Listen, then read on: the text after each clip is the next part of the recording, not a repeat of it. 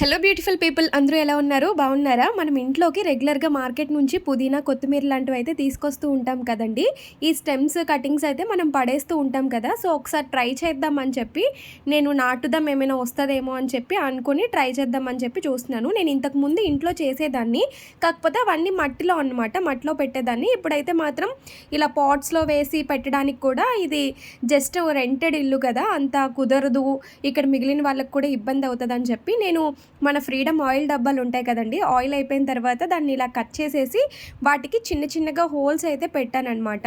పెట్టి వీటిలో మట్టి ఫిల్ చేసి సైడ్స్కి ఇట్లా హోల్స్ లోపల నుంచి పెడదాము, మంచిగా ఒక ఫ్లవర్ పాట్ లాగా కూడా బాగుంటుంది కదా అని చెప్పి ట్రై చేద్దామని చెప్పి ట్రై చేశాను.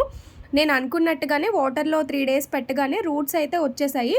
దాంట్లోకి నేను శాండ్ అండ్ మట్టి కొంచెం కలిపేసుకొని ఇలా రూట్స్ చూసారా మంచిగా వచ్చినాయి. చక్కగా ఇంకా వర్కౌట్ అవుతుంది అని చెప్పి ఇట్లా పెట్టడం స్టార్ట్ చేశాను.